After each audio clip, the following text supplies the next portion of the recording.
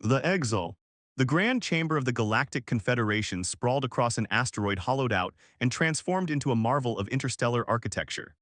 Species from 1,000 worlds gathered under its crystalline dome, their forms diverse beyond human imagination, tentacled, multi-limbed, gaseous, crystalline, and everything in between. Yet today, all their attention focused on the small delegation of humans standing at the center of the chamber. Admiral Dominic Walsh stood firm, his weathered face betraying none of the anger boiling within him. Flanking him were Ambassador Nora Akafor and Fleet Commander Haruki Tanaka, representing Earth's military, diplomatic, and scientific leadership.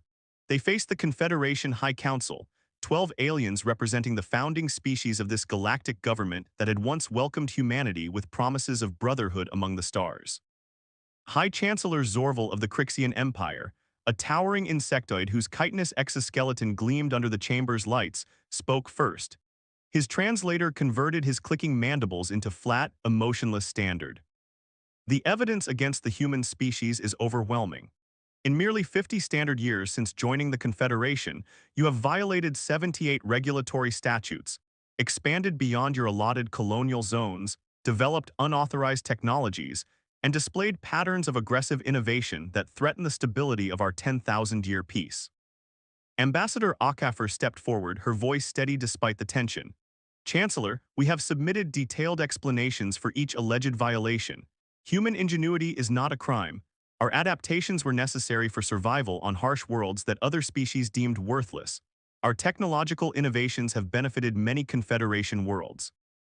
Benefits that came with the price of disruption, interrupted Councillor Pelnara, her gelatinous form pulsing with bioluminescent anger. Human colonies have outproduced established worlds within decades. Your ships move faster, your weapons strike harder, your economies grow more rapidly. The balance of power established through millennia of careful diplomacy faces collapse. Commander Tanaka's voice cut through the chamber. Is that the real crime then, that we succeeded too well, that we refused to remain content with the scraps offered to newcomers? A murmur rippled through the gathered representatives. Humans had always been direct to the point of diplomatic rudeness. The issue is predictability, responded Thalak, the crystalline representative of the Delvian consciousness. All civilized species understand the value of gradual progress, measured change, and respect for established hierarchies. Humanity rushes forward without consideration for the consequences. Your species thinks in decades while the Confederation plans in centuries. The debate continued for hours, but Admiral Walsh recognized the futility. The decision had been made before they entered the chamber. The final vote was unanimous. Humanity would be quarantined, cut off from all Confederation contact. Earth and its colonies would be surrounded by automated defense platforms. Any human vessel attempting to leave designated space would be destroyed without warning. Chancellor Zorval's final pronouncement echoed through the chamber. This is not a punishment, but a necessary precaution. Perhaps in 1,000 years, when your species has matured, reconsideration may be possible.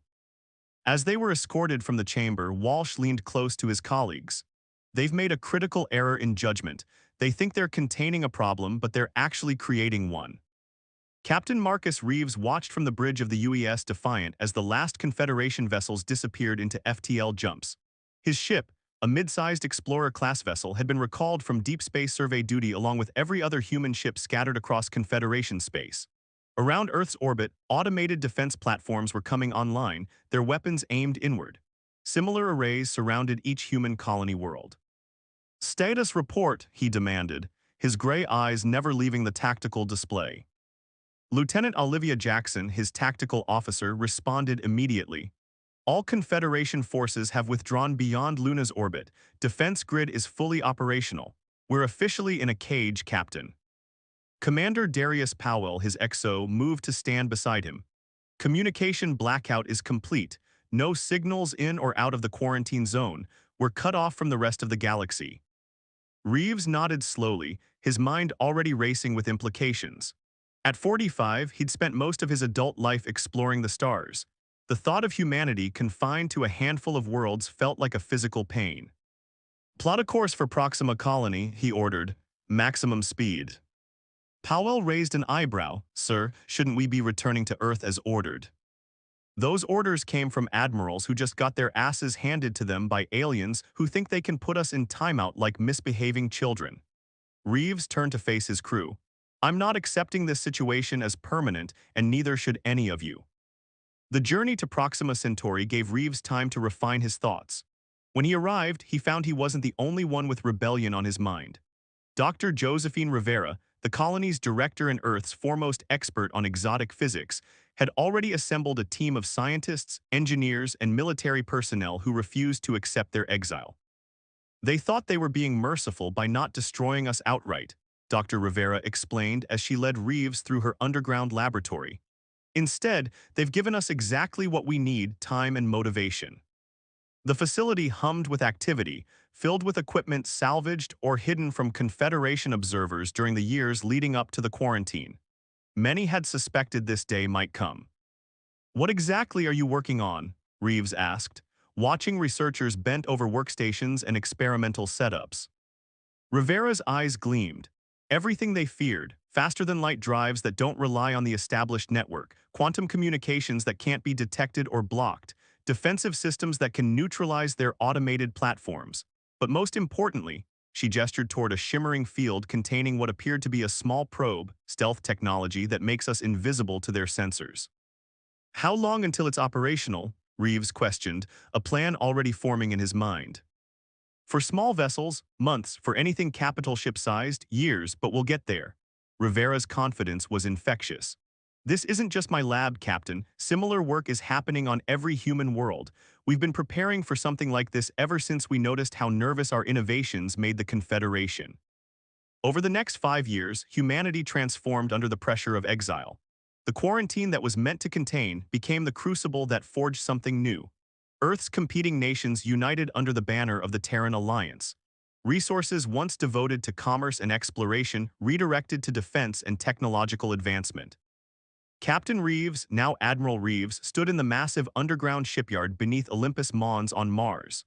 Before him stretched the silhouette of the TSV Phantom, the first of humanity's new vanguard, a ship designed not just to break the quarantine but to strike fear into those who had imposed it.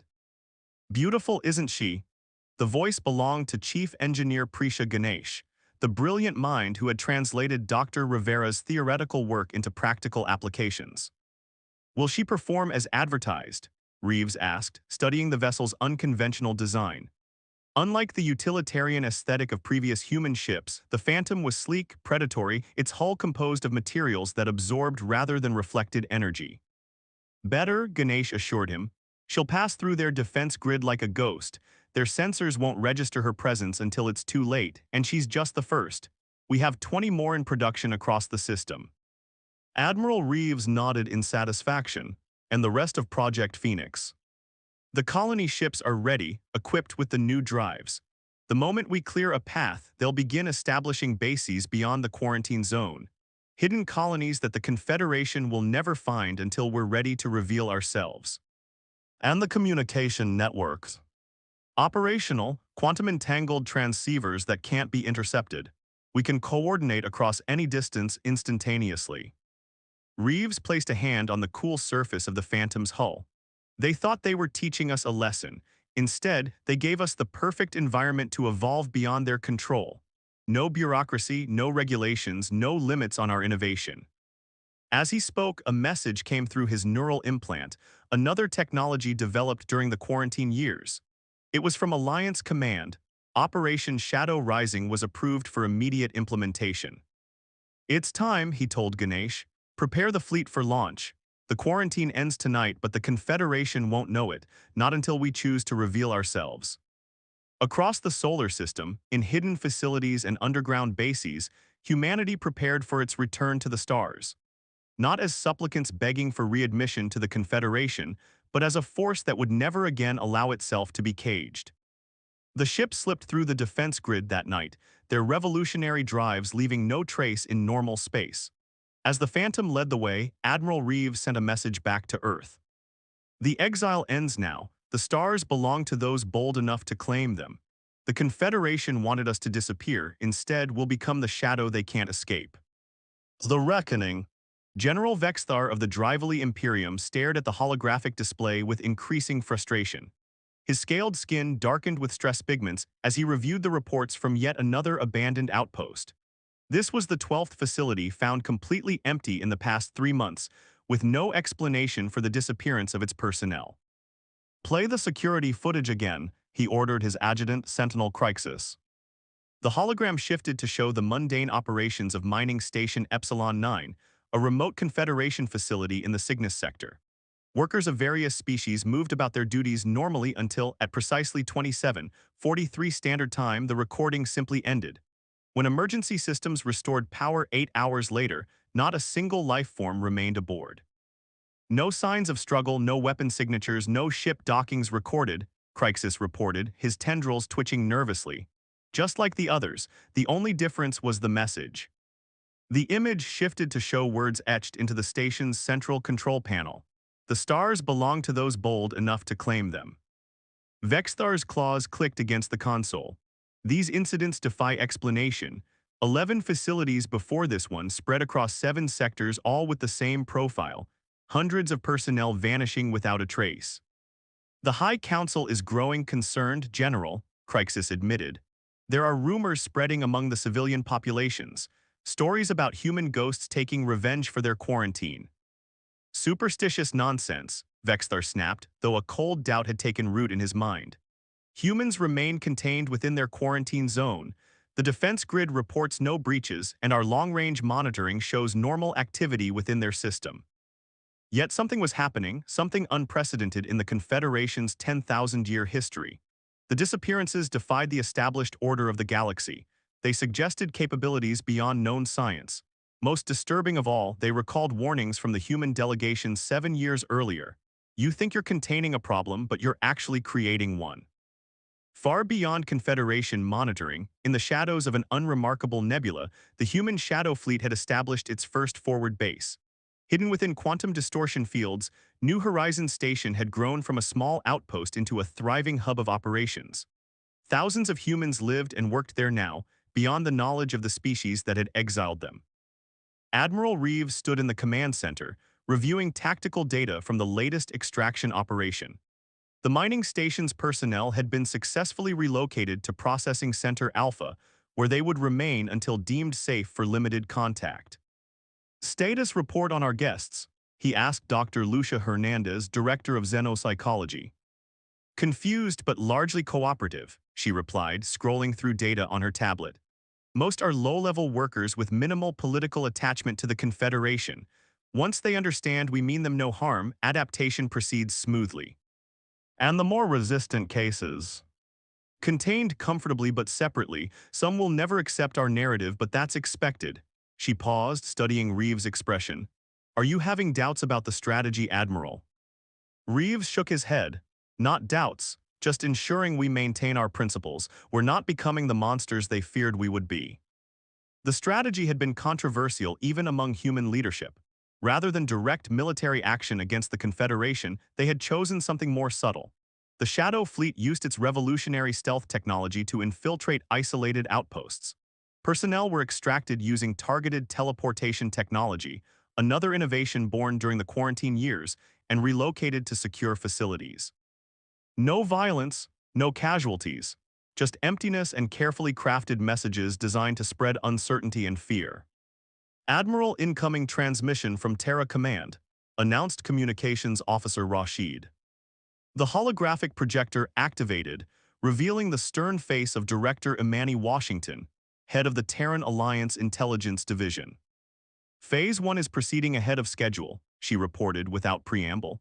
"Confederation security forces are spread thin trying to protect thousands of potential targets. Their citizens are demanding answers their leaders can't provide. The first cracks in their unified position have appeared." "Elaborate," Reeves requested. "The Crixian Empire and the Delvian Consciousness are blaming each other for security failures. 3 minor species have formally requested reconsideration of the human quarantine as a peace offering. Most significantly, civilian trade ships are avoiding established routes for fear of disappearing, disrupting their economy." Reeves nodded in satisfaction. "Then it's time for Phase 2. Prepare the diplomatic package and alert Captain Winters that Revelation Team is activated." Aboard the TSV Phantom, Captain Valerie Winters received the coded transmission with grim satisfaction. For 2 years, her ship had haunted the edges of Confederation space, observing, gathering intelligence, and occasionally extracting valuable personnel or technology. Now they would step out of the shadows, at least partially. All hands to stations, she ordered. Stealth systems to selective transparency mode. Set course for the Galactic Confederation's Central Communications Hub. Maximum speed. Her executive officer, Commander Thomas Okonkwo, raised an eyebrow. Selective transparency, Captain, we're revealing ourselves. Just enough to make them question everything they thought they knew, Winters replied. It's time to deliver our message personally. The Phantom emerged from quantum stealth just long enough to be detected by Confederation sensors as it approached the massive communications hub that coordinated transmissions across thousands of worlds. Before defense systems could respond, the ship vanished again, but not before uploading a data package directly into the primary broadcast network. Across the Confederation, on every world and station, regular transmissions were interrupted. View screens and holographic projectors displayed the same image: a human woman in a uniform bearing insignia unfamiliar to Confederation citizens. People of the Galactic Confederation, Captain Winters began, her voice calm but resolute. 7 years ago, your leaders decided that humanity was too dangerous to be allowed among the stars. They surrounded our homeworld with weapons and told us to forget the universe beyond. They expected us to accept this prison. They were wrong. The transmission continued, displaying images of thriving human settlements beyond the quarantine zone, advanced ships that defied Confederation understanding, and technologies that should have been impossible. We did not meet your aggression with violence. Not a single life has been lost in our operations. Those who disappeared from your stations and outposts are safe, well-treated, and will be returned when this conflict resolves. This was a demonstration, proof that your defenses cannot contain us, your sensors cannot detect us, and your understanding of the universe is incomplete. In the Grand Chamber of the Galactic Confederation, panic had replaced the usual measured deliberation. Emergency sessions convened as counselors demanded explanations and solutions. The defense forces reported no breaches of the human quarantine zone, yet the evidence of human activity beyond it was undeniable. General Vexthar found himself summoned before the High Council to explain this security catastrophe. As he entered the chamber, the hostile stares of a dozen species greeted him. "How is this possible?" demanded Chancellor Zorval, his mandibles clicking furiously. "You assured us the quarantine was impenetrable." "According to every monitoring system and scientific principle we possess, it should be," Vexthar responded, his professional demeanor strained. "The humans appear to have developed technologies that operate outside our understanding of physics. They can move through space without triggering our sensors. They can transport living beings without ships. They've achieved in 7 years what our scientists declared theoretically impossible. And now they've humiliated us before the entire Confederation," hissed Councillor Pelnara. Thalak's crystalline form vibrated with distress frequencies. "This is precisely what we feared. Unconstrained human innovation has produced unpredictable, destabilizing technologies." "But not weapons," Vexthar noted. "Not yet. Despite their capabilities, they've caused no casualties. Their message explicitly mentioned peaceful intentions." "A tactical choice, nothing more," Zorval dismissed. "They demonstrate power while appearing reasonable, classic psychological warfare."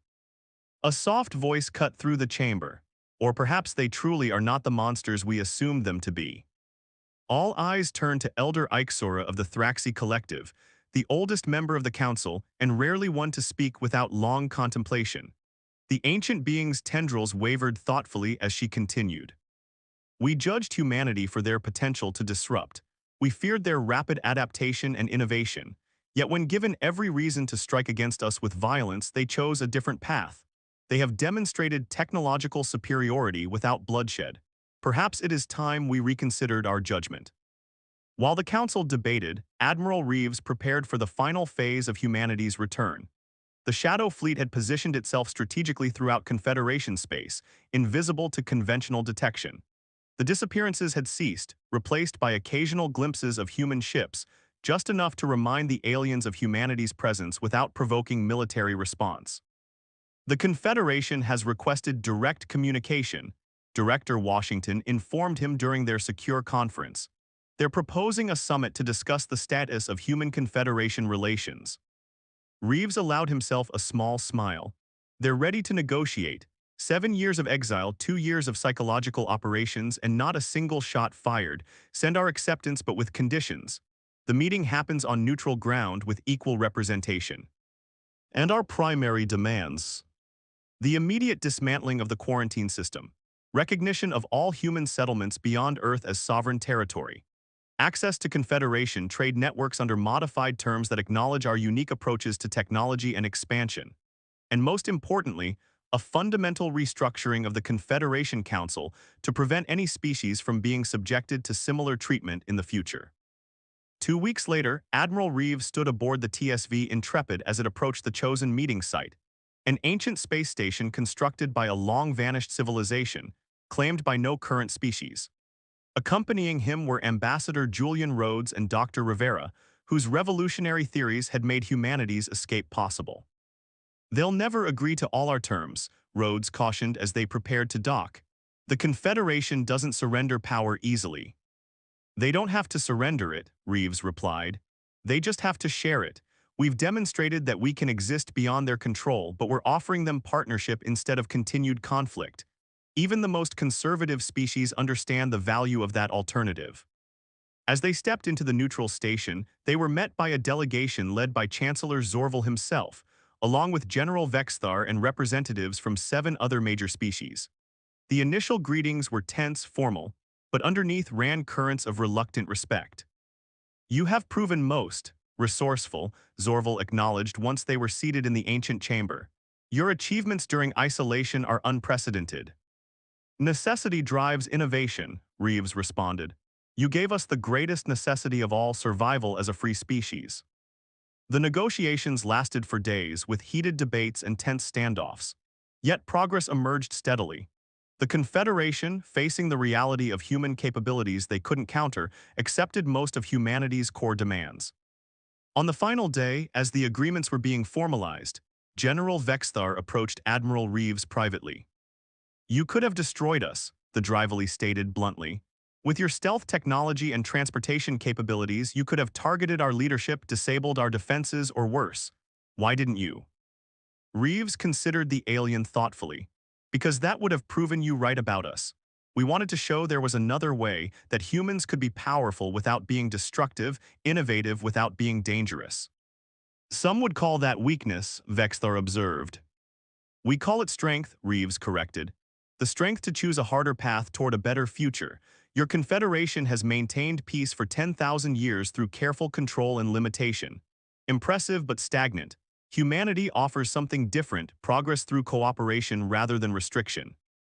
As the treaty was signed, humanity officially returned to the galactic community, not as the newcomers they had once been, but as equals who had proven their resilience in the face of exile. The quarantine platforms were dismantled, replaced by joint monitoring stations. Human technology, carefully regulated but not suppressed, began to transform Confederation worlds for the better. Admiral Reeves stood on the observation deck of New Horizons Station, watching ships from a dozen species dock alongside human vessels. What had begun as a hidden outpost of resistance had transformed into a symbol of a new era. "Not exactly how I imagined our return," Commander Okonkwo commented as he joined his admiral. "Better," Reeves replied.